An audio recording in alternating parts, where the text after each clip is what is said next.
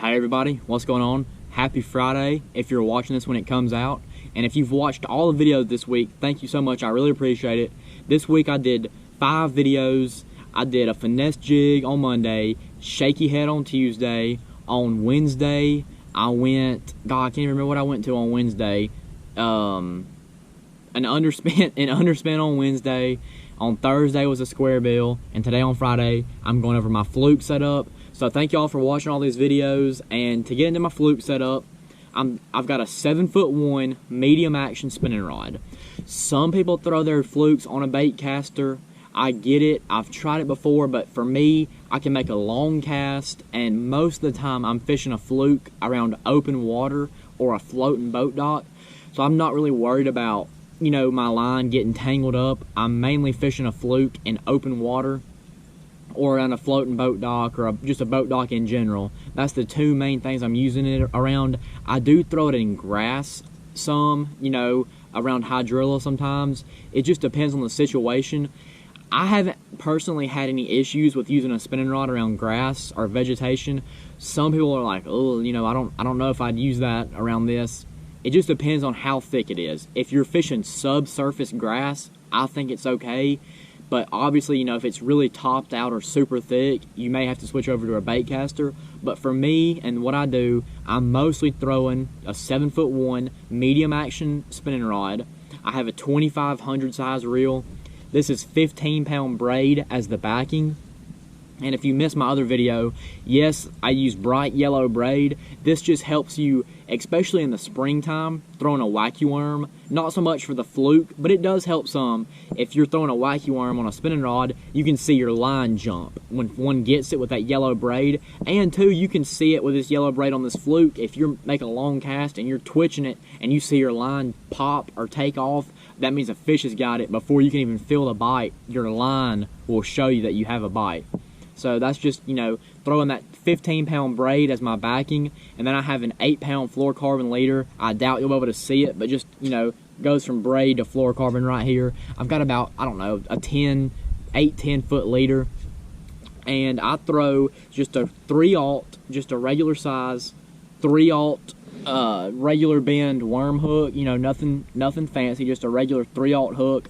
Sometimes I'll go to a 2/0. I mainly stay at a 3/0. It's just a good size hook. It's got a good weight to it, and you can really hook that Fluke towards the back, and it doesn't impede on the action any. It just you stay with that same action. But this is just a white, you know, a bone white Fluke, you know, pearl, whatever you want to call it. This is just a white Fluke. I don't think it matters what brand. You know, you've got a Zoom Fluke, a Big Bite Baits Fluke. Yamamoto makes a D shad, which is basically just a Fluke with like a little, like a, instead of it's got a split tail on the end, it's more like a D shape on the end of the tail, kind of like a little knob. And, you know, they're all good baits. You know, they all have their time and place, but, you know, this is just a regular Zoom Fluke. It's really soft. There's no telling how many fish have been caught on a Fluke, but especially in the fall.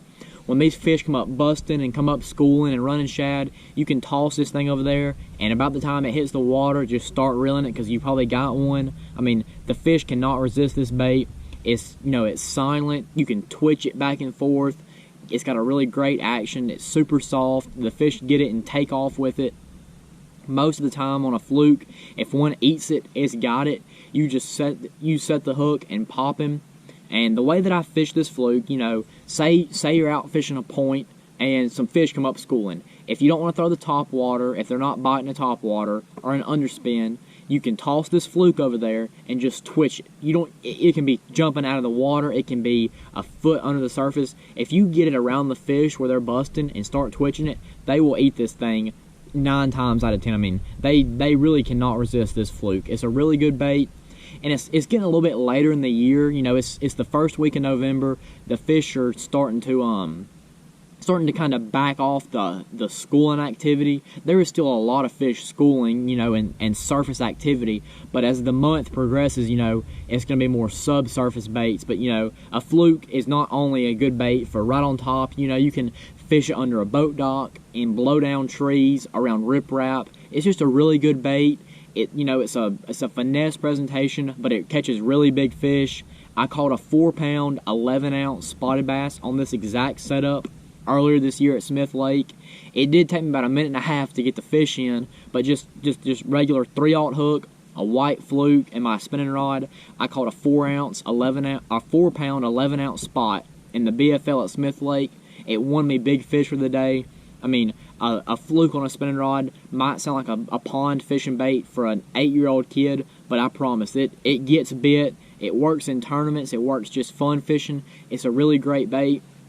But that's, like I've said, you know, that's my setup. Just a 7'1" medium action spinning rod, 2500 size reel. I use the yellow braid, an 8-pound fluorocarbon leader, 10 to 12 pound if I'm fishing around thick cover. But you know, in open water, I just keep it at 8-pound fluorocarbon, and then a 2/0 or 3/0 hook with just a white fluke. You can use a silver one. You can use a birthday cake one. If you know about that color, you know what I'm talking about. The birthday cake fluke.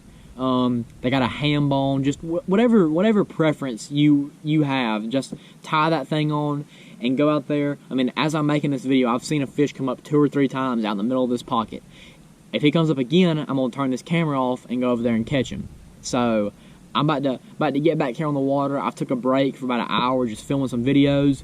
But like I've said, thank you all for sticking with me. I know I haven't posted any fishing videos in about 2 weeks. It's coming back. I'm heading down to Lake Seminole today. As you're watching this video, I'm at Lake Seminole getting ready for the high school tournament for my brother and his fishing partner. So hopefully we can get down there at Seminole and catch some good fish. And I have a feeling this fluke is going to come into play. So y'all be looking out for the Seminole videos next week. And thanks for watching, and be sure you leave a like and subscribe.